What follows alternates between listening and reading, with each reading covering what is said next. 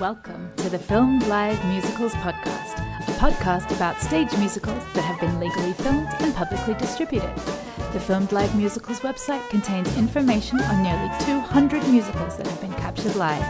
Check it out at filmedlivemusicals.com. And now, on with the show. Welcome to the Filmed Live Musicals podcast. I'm your host, Luisa Lyons, and my guest today is the Emmy Award-winning Ellen M. Krass, the television and theater producer behind multiple live captures, including the Robber Bridegroom, Little Johnny Jones, Follies in Concert, Sweeney Todd with Angela Lansbury and George Hearn, Sweeney Todd with the San Francisco Philharmonic, the New York Philharmonic concerts of Candide and Company, the Broadway revival of Company starring Raul Esparza, the Sondheim birthday concert, Gypsy live from the Savoy starring Imelda Staunton, and the Broadway revival of She Loves Me. In this chat, Ellen takes us behind the scenes into the world of theater on screen, providing an insight into the historic struggles of filming live theater. So to start us off with, what made you fall in love with musical theater? Oh, in 1947, I was 6 years old. My parents took me to see Finian's Rainbow. What was it about that show that made you fall in love with it? Just the music was beautiful. I mean, the music was beautiful. And then I read about the cast, and then I heard one person died in an automobile accident. Oh, I couldn't get over that. I was really upset. And my parents took me to Broadway all the time. We went to Sardi's. I can remember at 10 years old thinking I was going to get discovered at Sardi's. Were your parents theater people too? Yes. They were theater people, but they weren't particularly Sondheim people. Uh-huh. You know, I got a love of Sondheim. I guess, what was the first one I've ever seen? I don't know if Company was the first or Sweeney. I've seen them all, but I don't know in what order. But when I worked for Dick Cavett, which was, I was about 26, 27, I think. And I wrote Steve a note. I didn't know him, of course. And I didn't know that he'd always write back. That I thought I was ready for the National Company because I had seen it so many times. You wanted to be in the like as a performer? Yeah. I was like making a joke. And he wrote back. I mean, you know, he was an unbelievable letter writer. He had a secretary, a very lovely guy, Steve Clark. And I guess he used to dictate to him because they were all typed. And then he'd write, you know, love Steve or something, Steve. And I have 8 or 9 letters, and I just gave one to a young girl who loves Sondheim. Oh, that was so sweet of you. Yeah. I figure eventually I have to give them all away. You know? So how did you get your start in television? You mentioned the Dick Cavett show. How did that come about? I took a master's degree at Columbia, and I wanted to be a school psychologist. And I had to teach for 3 years. At that time, you had to teach for 3 years, and then you could sit for your exam. So I was a 2nd, 4th, and 6th grade teacher, and I just didn't want to do it. And my aunt and uncle, my uncle was in film, and they took me on a trip for a month to California, Las Vegas, Palm Springs, San Francisco. It was a fabulous trip. And I met a man in a swimming pool who said if I went to speed writing and typing school at night, he'd give me a job. And he gave me a job for $95 a week. And I worked at WOR. And from there, I worked for Helen Gurley Brown. And I worked for quite a few different people under the auspices of this one guy named Bob Klein. But one of the women, one of the shows, went for an interview or already had gotten a job for the Dick Cavett show. And she got me an interview. And I asked for $150 a week, and I got $160. How's that? Wow. Yeah. Anyway, I worked there for 3 or 4 years. I worked for them in London, and what happened? I came back. I did a lot of different jobs, and then I know what happened. I had an interview with Jimmy Niederlander Sr., and he's a very fast talker. I just kept quiet, and he hired me, and he told nobody. That I was hired. So I just knocked on this office door, and they had a free office, and I sat in that office. And I said, A, I had to have an idea. B, I had to sell it. And C, I had to implement it. And the hardest part of all of that for me was implementing it. The ideas came like millions, I was very good salesperson to Showtime and HBO, and implementing it is harder. It's harder, but I did 90 shows. Wow. And then I kind of, in 1982, there were two words I didn't know, which I should have known, which is cash flow and overhead. I had worked for the Nederlanders and I decided to go out on my own. And it was a really rude awakening. But I had a friend who kept saying, keep the door open, you'll see. And it took about 5 years to really keep that door open, to really get comfortable selling, living, without a regular salary, figuring out cash flow. Overhead wasn't much. And I don't know what year it was, but I did these small shows for Showtime, Bullshot Crummond, and a few other shows. And then I guess Follies was the first one I did on my own, raising $330,000. Oh, it was really hard, and it was great. I don't know if you ever saw it. Luckily for me, everybody was great, but I didn't realize I didn't have enough money to do the whole concert.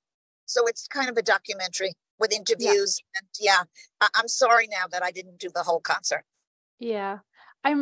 Before we get into Follies, because I would love to talk more about that. I'm curious, when you say you were like pitching ideas for Jimmy Nederlander, was that live theater? No, not for Jimmy Nederlander. I didn't pitch ideas. This is when it's pitching to Showtime and HBO. No, it wasn't. It was everything. It was everything. It was comedy. It was documentaries. I did a lot. I did a lot of film biographies for HBO. And I did table settings for HBO. So that was, but we did it in the studio. Yeah. And we didn't do it on a stage. And I did Breakfast with Les and Bess for American Playhouse. Lindsay Lohr was there at the time. And that was Cloris Leachman and Dick Van Dyke and Sean Cassidy. And we did that in Canada. So I always loved theater.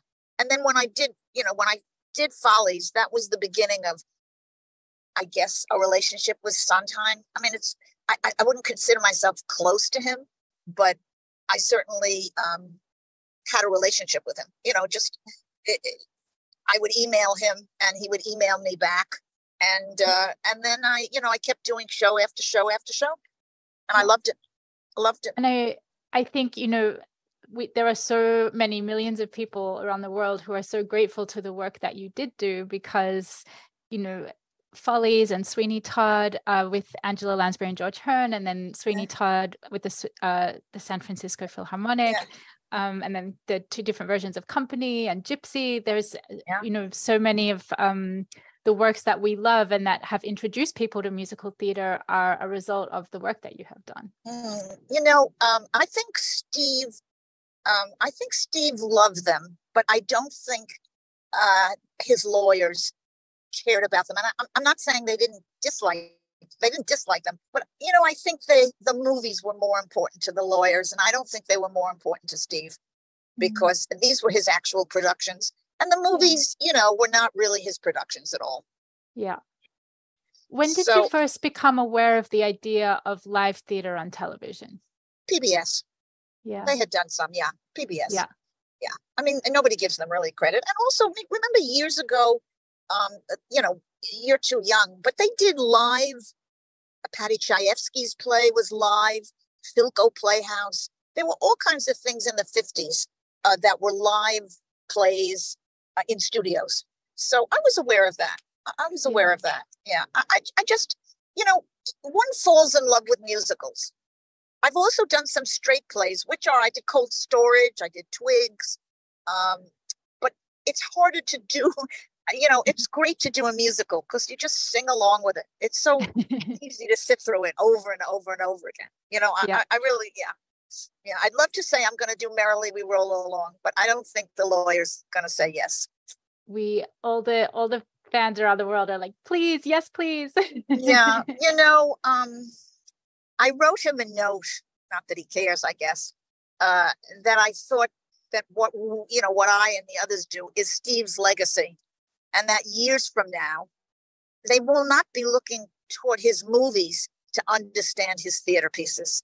And I just think that I just don't, I don't know. I didn't get a response to that email from his lawyer. Well, fingers crossed. And yeah, I know. Yeah. We'll see. Anyway, Yeah. so, I'd like to do one or two more, but I don't really want to go to work anymore. You have done quite a bit of work already. I'll leave it for other people. Yeah. First of all, there's a company called Radical Media, which I guess is my competition. But, they're a full company that takes a fee and an overhead. And then, they have to do it for another company. So I always say, I can do it much cheaper than Radical Media. But I have learned in this business, it's such a strange circumstance. Nobody wants to know that they spent too much money on anything. I could have done Hamilton $2 million cheaper for how they did it. But nobody wants to know that. Yeah. I make them feel foolish and I don't want to, or they don't believe me. But I'm a different kind of producer. I never take my fee up front. I don't have an overhead. I don't take overhead. I care about my investors. If Netflix is my investor, I don't worry about them. But when I do Company and Gypsy, I had to raise the money for those shows. Nobody gave me the monies. I did make a deal with PBS and I made a deal with the BBC, but it was about 500,000 short. Yeah. So, it doesn't, on the company with, Neil Patrick Harris, I just said to my line producer, how much do I need to shoot it? And I remember it was $635,000 and I barely had that. And I said, I'll raise the rest of the money after we shoot it. And I did. But, that's not getting $10 million from Netflix. Yeah. It was always difficult. So I didn't take my fee because I would have had to raise money for my fee. I was tired of raising money just to get it done if I sold it, to Sweden or some other place like that. Yeah.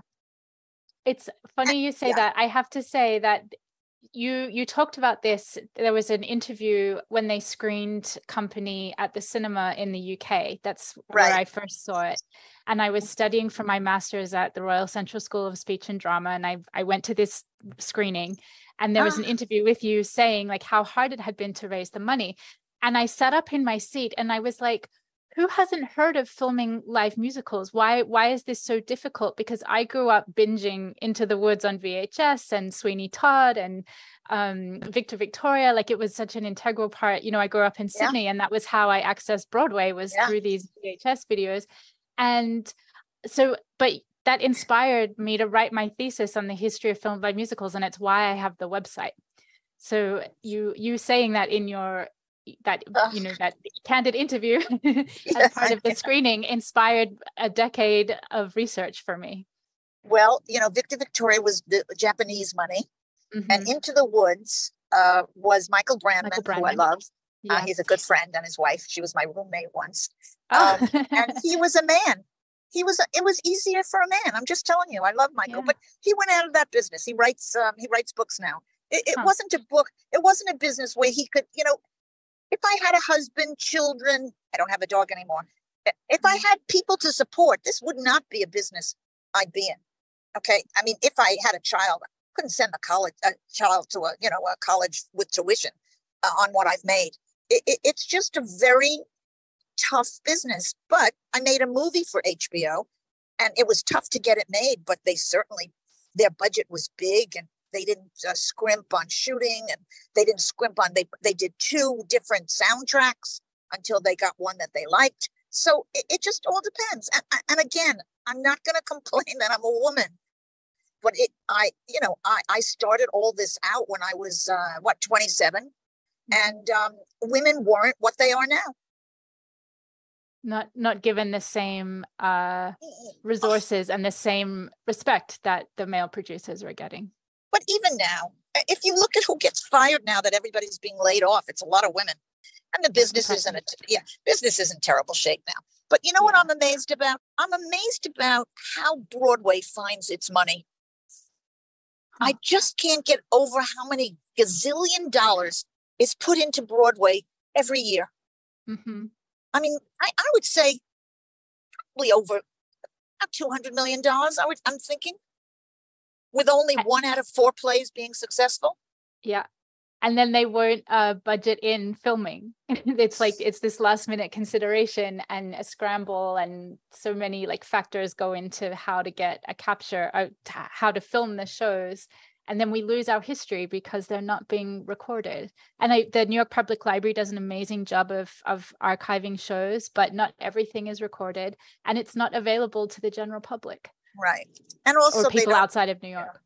I think they do it with 3 cameras. We had 12 cameras on Gypsy. So listen, I have no complaints. I've loved what I've done.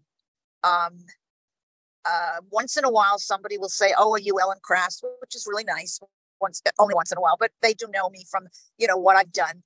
And it's, I've just been lucky. The movie I made for HBO was a great movie. I didn't write it. I didn't direct it. I don't take any creative kudos. I just was smart enough to put my own money up for the option, and I made a deal, and then HBO wouldn't pay the money for the rights that they wanted, and I came up with the extra money, and we made the movie, and it's a really, really terrific movie. Which film is that? It's called A Lesson Before Dying. It won the Emmy, the Peabody, the Humanitas, Banff, and it won the National Catholic Board that hadn't given a television show a prize in 15 years. Wow. It was really good book, wonderful book, and a wonderful author, Ernest Gaines. And he had done a book called The Autobiography of Miss Jane Pittman, which Cicely Tyson was in for CBS Before You Were Born. And it was a big, big hit. And then Cicely Tyson was in ours also. So it was a nice, circle. Yeah. So, thinking about like the Robber Bridegroom in like the early 80s, and then, more recently with Company or She Loves Me, what has changed about the producing process?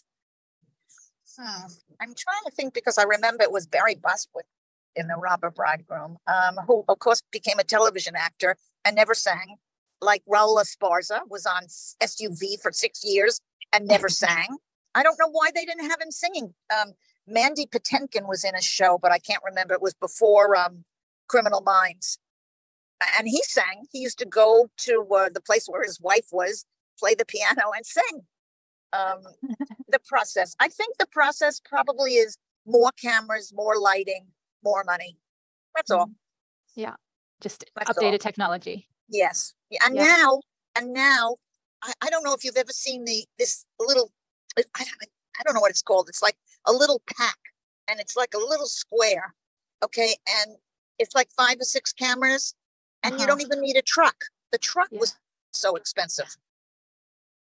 But now you can just do it with a thing that you plug into your computer and press the buttons, and it does the angles for you. It's very different. But I would say that directors probably want to use a truck, because it's easier. You sit there and you change the cameras and the TD and the AD. I'd be surprised, but who knows? I haven't done one since She Loves Me, and that was a truck.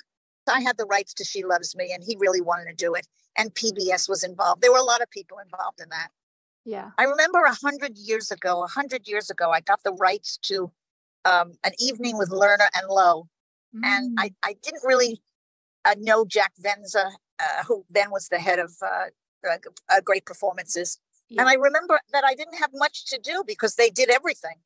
And I got a little tiny fee. I mean, I didn't know much, but if that was now, it would have never been like, you know what I mean? I wouldn't be sitting there doing nothing. I'd be the person in charge. You mentioned directors earlier, and Lonnie Price has directed a lot of the shows that you filmed. What do you think is his magic of filming, directing theater on screen? One, he's the sweetest, nicest, loveliest, non-temperamental. I think he has, since he was an actor, and a singer. I think he has a wonderful rapport with the stage people. And I think he's talented. I think he did, I'll certainly, he's somebody you should talk to. He's doing Beaches now for Broadway. Yes. He's in Canada. He did Master Harold and the Boys. Okay. I don't know if you remember that play, but it was James Earl Jones. And I don't remember who the boy was. I think it was James Earl Jones and Lonnie Price, actually. Oh, that's funny. He made a movie out of it. And I had suggested to his sister, who was working with him, to get Freddie Highmore as the boy. And she said, no, they had gotten somebody from Disney, et cetera, et cetera. And then, months later, a year later, Lonnie says, come to the screening. And there was Freddie Highmore. It was wonderful. He made a better movie out of a play than Mike Nichols did out of Closer. And Mike Nichols was very talented. Yeah. I knew Mike Nichols, and he was enormously talented, but taking a stage play and making a movie, if you're not going to really open it up and you're going to kind of shoot it the way it was on Broadway, it doesn't work as a movie. And Lonnie took this Master Harold and made a really, really good movie out of it. You should try to see it if it's any place. It had a distributor, but maybe you could look it up. It's really good. I think he's a genius of capturing, like you're talking about directing film, but he's a genius at directing live theater on film, like capturing. I think he does it for $1 million, where everybody else does it for $8 million or $5 million or $6 million. Of course, Netflix during the pandemic, they did a few, and they paid a lot of money. And Disney did Hamilton, which was Lin-Manuel Miranda, I think, is extremely talented. Yeah. Yeah. What do you think is the secret of capturing, like, with the Follies in concert or Gypsy or Company? What is the secret to capturing a live stage performance for the screen? Well, that you'd have to ask Lonnie, but I would say a pre-work, watching the show. The camera people sit in the positions that their cameras are going to be in the theater. So, and then it's a lot of work, and you don't have a lot of time to do it in. Okay, that's the biggest problem. You don't have days. It's not days. And pickups never work. You think you're going to do a half a day of pickups. It never works. Everybody's so do you late. prefer producing where it's live broadcast, where you can't really change anything because it's happening in the moment, versus like filming 3 different performances and then putting it together afterwards? I would always want to do live theater. To me, live theater and TV, or whatever you call it, streaming, whatever, is the meld of the things that I love. I love television and I love theater. So I found a way to do both combined as one. I mean, I would do, if anybody ever called me, I always had to get my own work. But if anybody ever called me, even now, I would jump in and love to do more theater. I would have loved, I'll tell you what I would love to have done. And I'm going to call the writer, but who knows? Did you ever see Dana H? Yeah, I didn't get to see it, but I know what you're talking about. I would have loved to have done that. Now they did the reality, they at the Vineyard, they also did reality. It was named differently then, but they did that. I noticed they did that for either HBO or somebody else. I was very close to HBO at one time, but I don't know anybody there anymore. I knew everybody there. I knew everybody, their birthdays, their kids, everything. But I don't have that same desire anymore. I don't want to get to know anybody at Netflix because there's hundreds of people there. I'm not interested in having lunch with them. I've had lunch, dinner, and breakfast with everybody from Showtime and HBO, many, many years ago. Many years ago. It's arduous. I used to say to my hairdresser, you want to know what it's like? It's like doing hair at breakfast, okay? And then you go to work and you do hair. And then you do hair at lunch, okay? And then you do hair at dinner. Because when you're doing your job correctly, you are doing breakfast, lunch, and dinner with everybody. Yeah. And then you go to sleep and you dream about it, and you dream hair. It's funny, when I was doing these film clip biographies, I couldn't sleep because I felt that I was the one that could make them better. I always could sleep when I did a show because I couldn't make a show better. You know, I mean, I wasn't going to re-edit Sweeney Todd and put one last. You know what I mean? You weren't going to change the show. But on those, I did Lena Horne, and I did Rock Hudson, and I did Natalie Wood, and I did about 15 of them for HBO. And those, Jackie Gleason for CBS, those really made me anxious. I wanted them to be the best they could be. I used to get up early in the morning and start looking at different, you have a million tapes to look at. Oh, I was Jack Benny, Groucho Marx. Oh, I was very busy. I felt a gigantic burden on making those great. So that doing the musicals was fun. It was fun. I had fun doing it. And you mentioned earlier, like the doing TV adaptations of stage plays, like The Gin Game or You Can't Take It With You.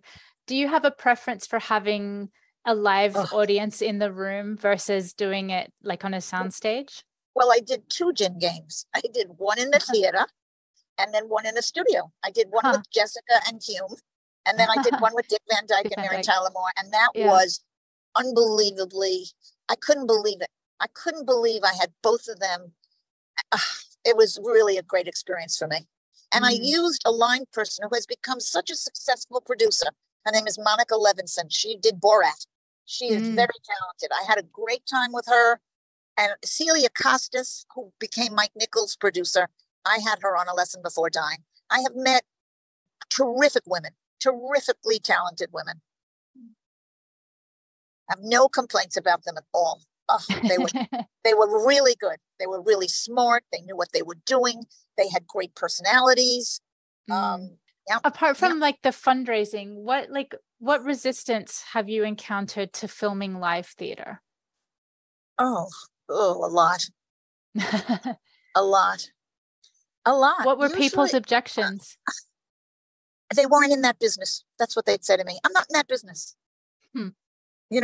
So they let me see who was, I thought the Schuberts were very kind to me. Nederlanders, of course. And Jordan Roth, when he was with Drew Jamson, they sold the business. And they sold it to Ambassador Theater Company, I think, or Ambassador Theater Group. I don't know them. Yeah. I mean, like, if you met me 10, 15 years ago, I would have already told you I had lunch with them. I flew to London and I met with them, but I wouldn't do that now. Yeah, I'm curious about this merger between, well, ATG have now bought it outright. It was originally a merger, but I'm curious what that's going to look like. Well, they have theaters in London, and now they'll have, 5 more theaters in America. Yeah. And, but, I forgot to tell you about the problem with the unions. Oh, yes. We haven't even touched on the unions yet. Please go forth. Oh, my God. That's the best job in America. A stagehand. You don't have to go to college.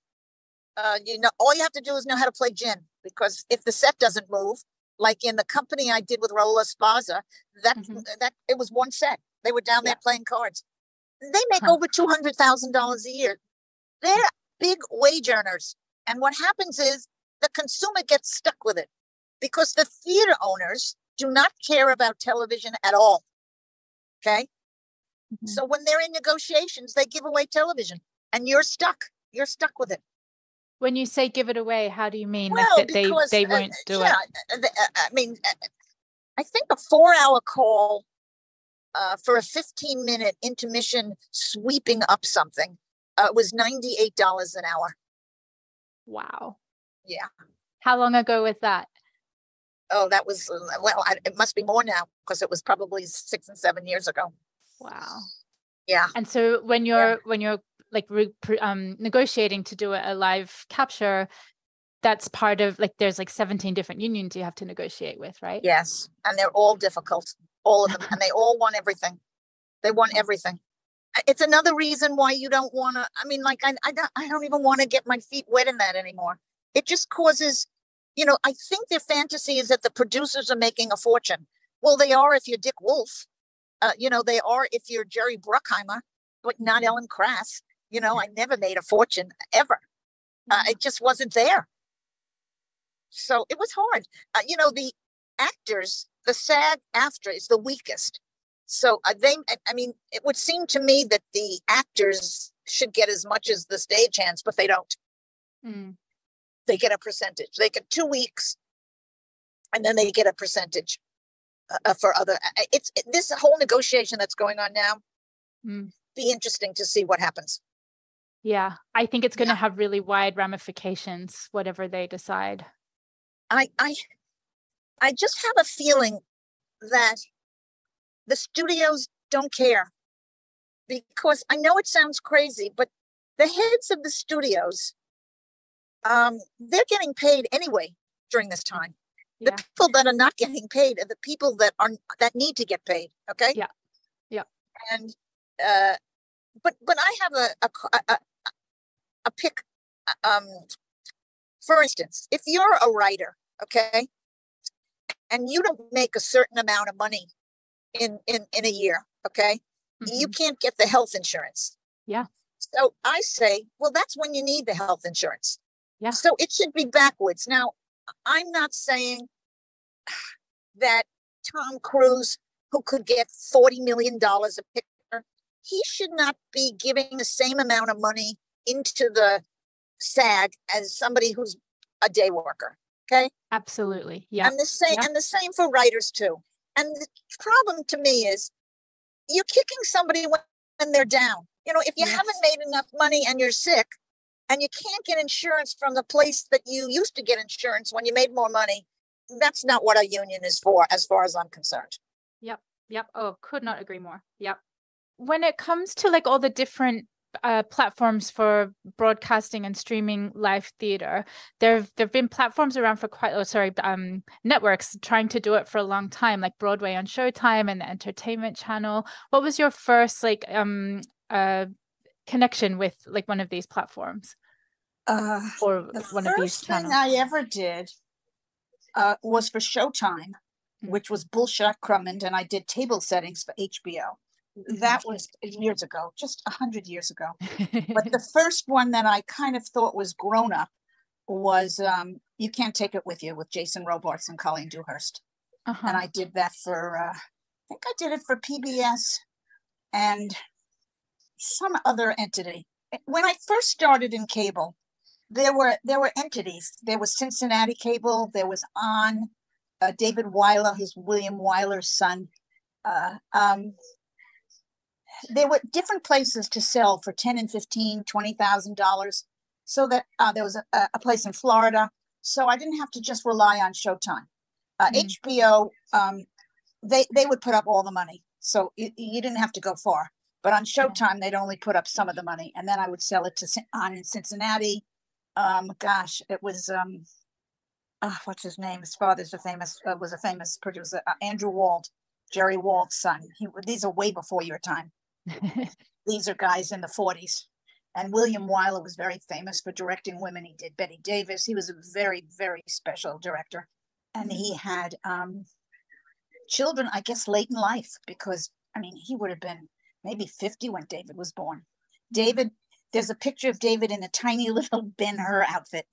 Oh, my goodness. Yeah, when he was about 4. Yeah. But You Can't Take It With You. It was much more grown up. It was on the Broadway stage, and Jason Robards, and there were wonderful people. Maureen Anderman, Nick. Oh, what was his name? Oh, he was very nice. And it was Kaufman and Hart. So I got to know Kitty Carlisle and Ann Kaufman. So it was terrific. I had a great time doing it. Why do you think it has been that filming theater for television hasn't become more mainstream? Like, it's still kind of relegated to great performances on PBS and now Broadway HD, and it's happening more and more. But why do you think it hasn't become mainstream? For some reason, the word Broadway doesn't resonate with an audience. However, when they did Jesus Christ Superstar or Peter Pan, for $12 million on NBC, they had a gigantic tune-in. I just think it's not the regular thing that they do. I don't know why. When Broadway went before the pandemic, Broadway has a huge audience. They do about $25 to $32 million a week. It's a lot of money. Mm-hmm. A lot of people are in those seats. So tourists, the people that are watching television, right, they're in the theater. I don't know. I don't have an answer. Mm-hmm. I just don't have an answer. They paid a fortune for Hamilton. Yes. I'm sure Disney. I tuned it in. I got Disney just for a free trial for that. Hmm. So I don't know why. Maybe it's just better when you're in, when it's live and you're in the theater and you can't replicate that feeling. I don't know. But to me, um, you know, it, it would be great to have the original, Rodgers and Hammerstein, all the original shows. It's too bad they don't have them. Yeah. They have them in movies, but they don't have them in the stage. And interviews with Agnes DeMille, it's just too bad somebody didn't think about that for choreographers, for what she did. She changed ballet, put ballet in the theater. So, it would be great to hear from her. And now with, the electronics and the technical stuff that we have, everybody should be put on tape. Everybody. I mean, I just I went to a party out here, Robert Longo's house, and his wife, Sophie, she puts all new artists on tape. She shows their work and she talks to them. So at some time, if any of those artists become, famous or even not, but work, you'll hear from them. That's what people should be doing with Broadway people, just putting them on tape like Shoah. Steve Spielberg's, I think he's put as many people as he can on tape. I mean, it's not just producers and it's not just directors, but it's the lighting people, it's the composer. There's so much. Actually, the Y should do it. The 92nd Street Y, because they do, songwriters and composers and songwriters. Yeah. They do it every year, and it's great. I don't know if they shoot it, but they should. I mean, when you think, Sheldon Hornick just died at 99.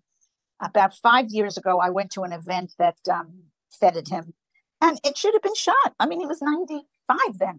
Yeah. So, and then everybody's singing his songs. I don't know. Look, I'm too long gone. I'm just too long gone. I just don't want to do it. Yeah. I have to move out of this house here. This is off the record. And every morning I get up and I look at just what's in the kitchen. Just what's in the kitchen might take me a month to get out of. And that's just one room. Too overwhelming.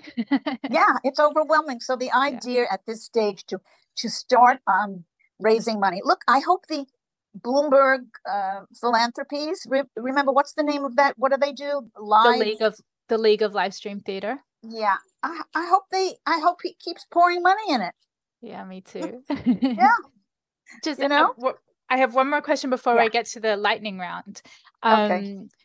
You filmed both studio versions and then filmed live productions. Do you have a preference for filming with or without a live audience?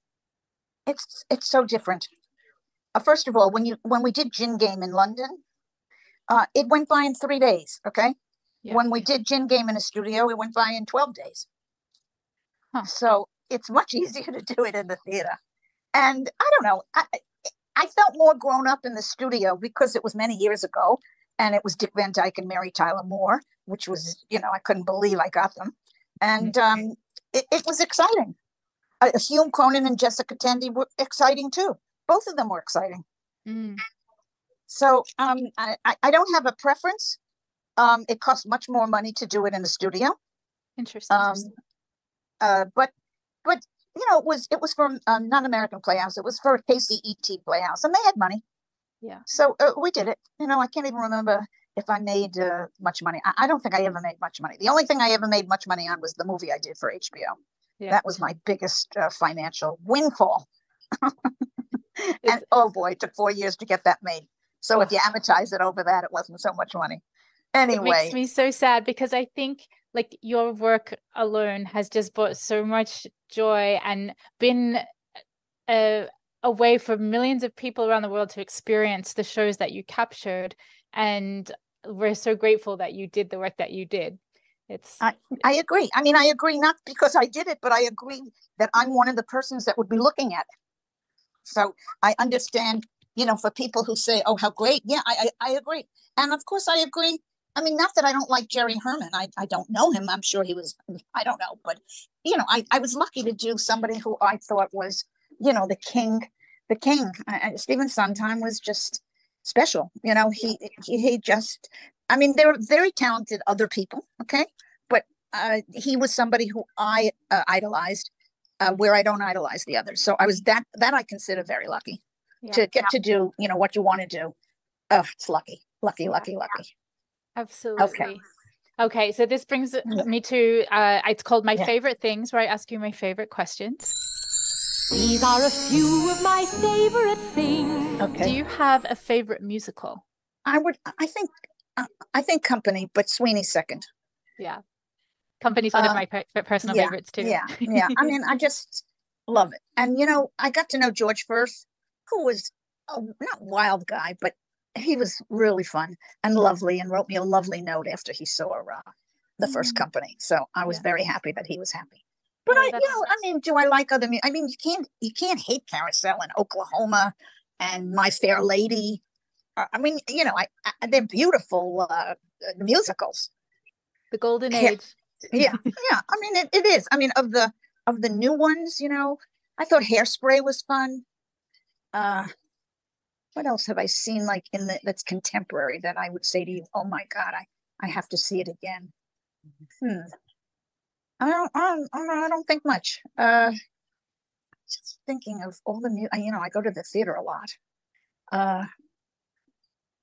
I thought, well, I did love Girl from the North Country. Did you see that? Oh, I didn't get to see it, but they did film it. I'm waiting for them to release it. They spent way too much money, and they're looking for a lot of money.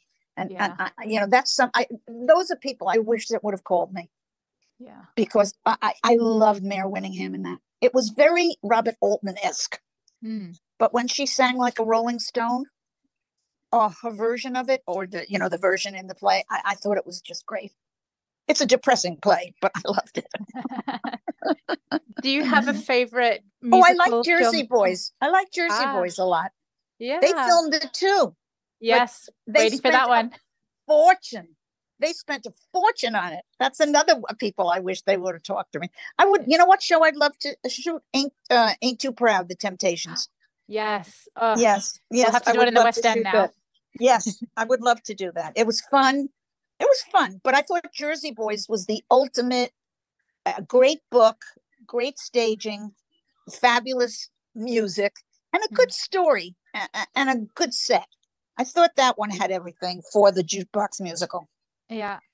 Aside from the fact that you don't wish to do it anymore, why aren't people calling you? And who do we have to talk to say, hey, listen, you're dealing with one of the best here. I know, but I think Radical Media is the company that everybody uses now. And I think they've positioned themselves in a way that somebody thinks they do something that nobody else does, but it's not true. It's not true. But listen, you know what? It's a big company. They do, I think, commercials also. Yeah. Am I going to compete with them? No.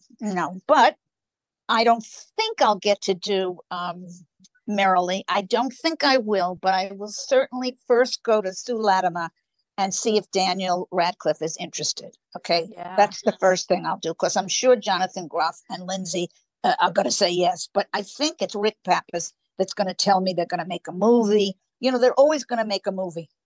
Yeah. Gypsy, let me see how many years ago. I did Gypsy in, I think I did it in 2016. I'm not sure. With Imelda around Staunton. there. I think it was 2016. I think I did Candide in 2003, my dear. Which you know what? That was a real experience. Can I tell you why? Yes, do. We shot it once. Wow. Yeah. No way. And why Jack, once? and that's all we had the money for. Jack Venza, JAC.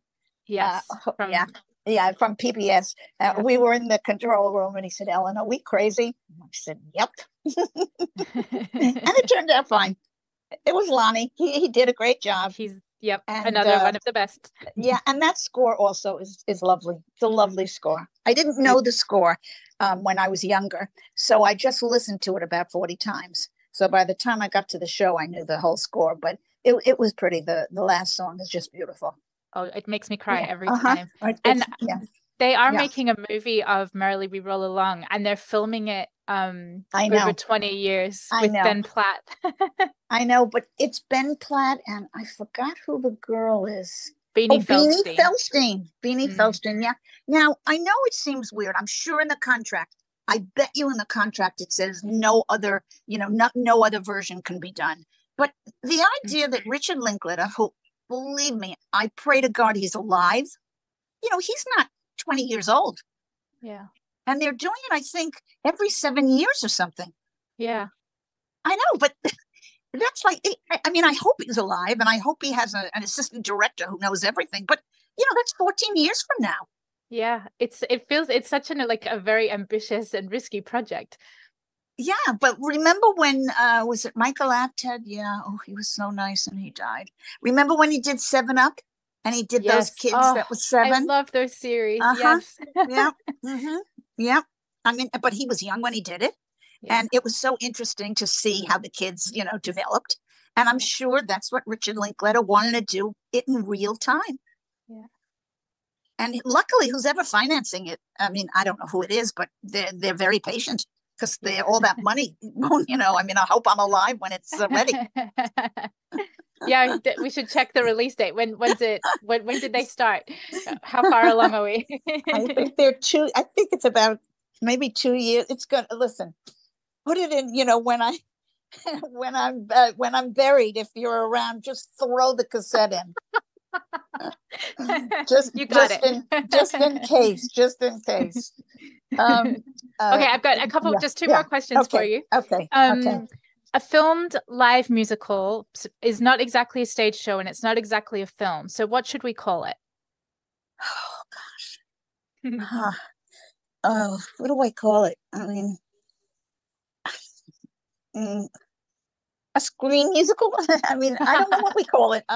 We don't have a name for it, but it would be good if we did. So I will think that up. I agree. Yeah. When you come up with it, please let me know. Yeah. It's like a Susical, a stagical, something like that. Yeah. Something like that. Yeah. Yeah. Oh, I know.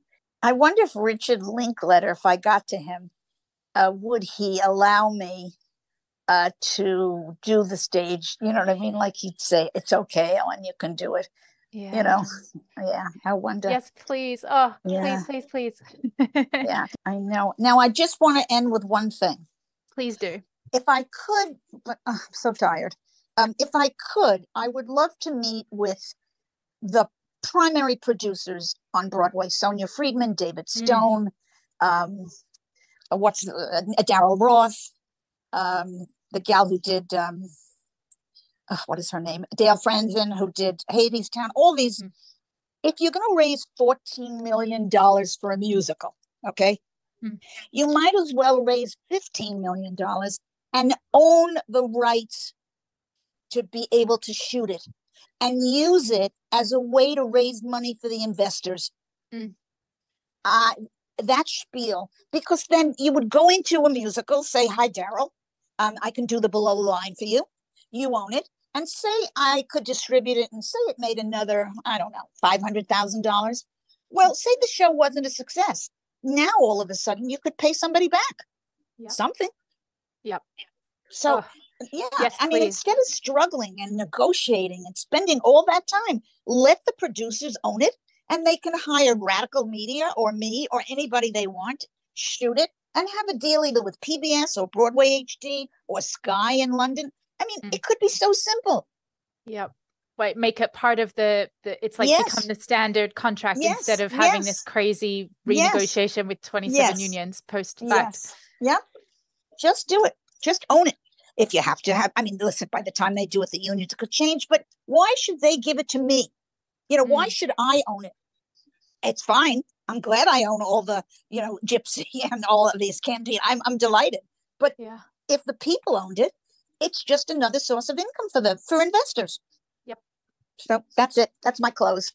That is the most perfect close I could ever ask for.